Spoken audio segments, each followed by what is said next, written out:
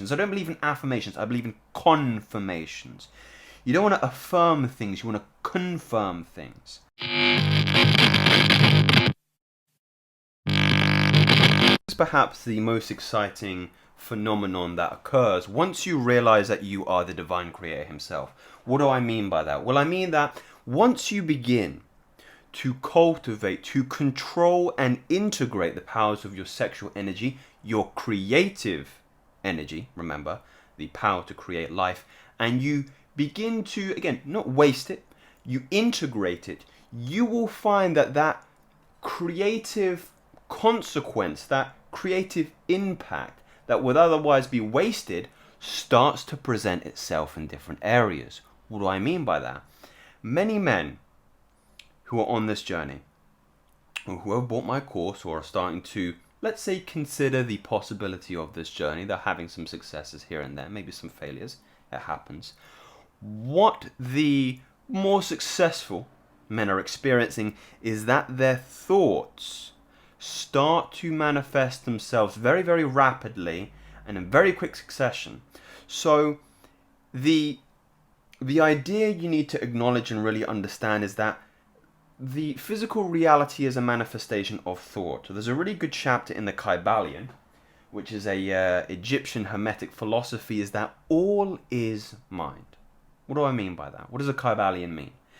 It means that every physical thing that you can experience in the world was first conceived through the thoughts.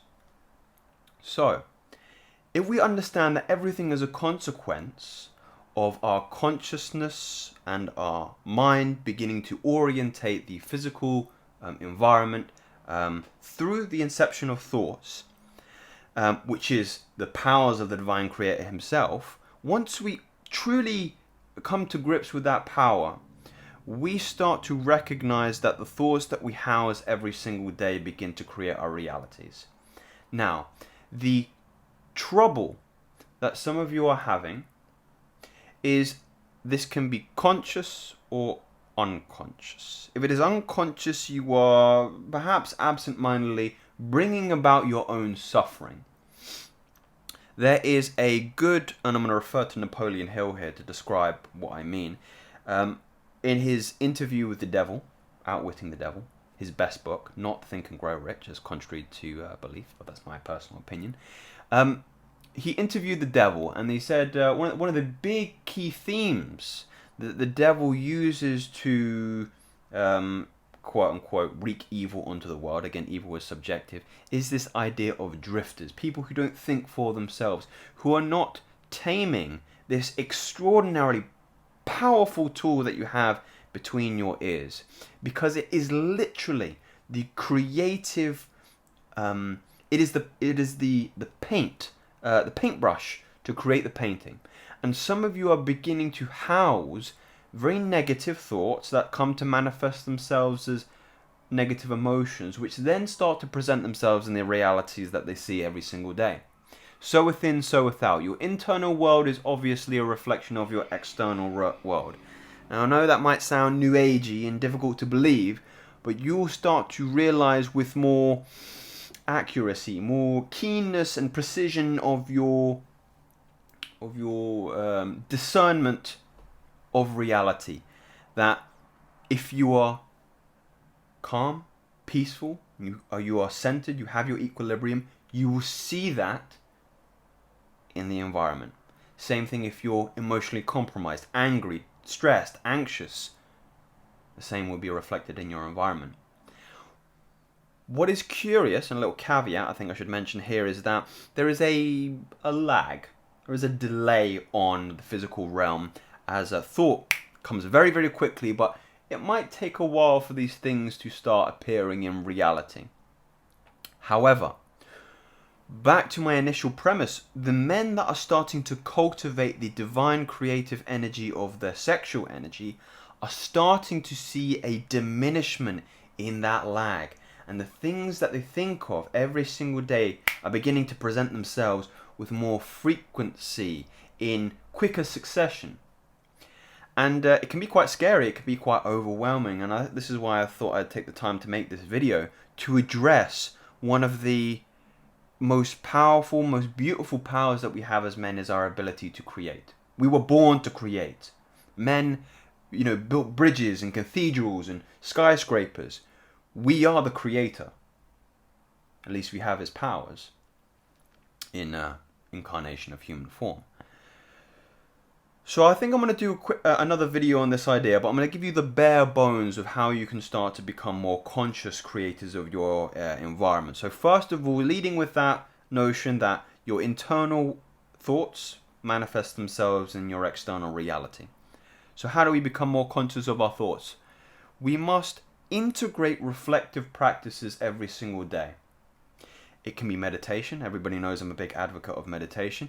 It can be journaling. Journaling, if meditation maybe isn't your cup of tea, I believe is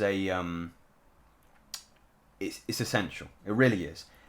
Taking the time to check in with yourself, to write your thoughts down, that's already, when you actually logistically look at it, the first part of being a conscious creator. You have thoughts, they're abstract, they're ethereal, they're not tangibly based in physical reality. But once you write down a thought, you have just made the first step. You have taken something that has not yet manifested itself in the physical realm, and now it's on paper. Now it has a place, it has a coordinate in time. And then you have to, you start the chain of events of that particular journal that you have made, beginning to spread its roots. So it's the seed of the particular thing you would like to bring about in your particular reality, okay? So you have these thoughts. How do we funnel them? How do we become more conscious of how they are presenting themselves in our reality? We write them down on paper. We have already started becoming the creator. From that point, once you have begun to hone and temper and control this particular tool between your ears, you then have a reference point for what you would like to see come into fruition. You can then solidify, and solidify is a good word to use in this particular example. Solidify that particular thought, now it's on words, with meditation. So you reaffirm it. I don't believe in reaffirming things, or what is it called? It's escaping now, but you want to, affirmations. I don't believe in affirmations, I believe in confirmations. You don't want to affirm things, you want to confirm things. And this is where you start to shift into you can call it your higher self, but your future self, into his thoughts, into the things that they're experiencing every single day. So let's take a typical example of a manifestation that you would like to see come to fruition. So say you want to earn extra money, okay? So you want 50k, 100k a year, whatever that idea is. You need to shift the thoughts of where you are now, so without that money, to the individual that has that kind of financial wealth. What thoughts is he thinking? What thoughts begin to arise in him every single day? When he wakes up in the morning, when he brushes his teeth, when he has lunch, when he's talking with his partner, before he goes to bed. What thoughts is he consciously creating every single day? And that is where you need to shift yourself, your identity, from this individual who is not as affluent as you would like to be, into your higher self. And this is how you start to shift reality. You start to mold it into where you would like to be in the future. I know that was a very crude analogy, but it's the most logistical one I can present to you at this moment. I think I'm going to do something a little bit more with more nuance in the future. But this is a very exciting time for men. I'm getting loads of messages of guys starting to talk about the benefits of semen retention, and then as per the title of this video, the other powers that you're starting to see, the synchronicities, the events that cannot be consequence. You are becoming the creator. This is our birthright as men. Brothers, I'm going to end the video here.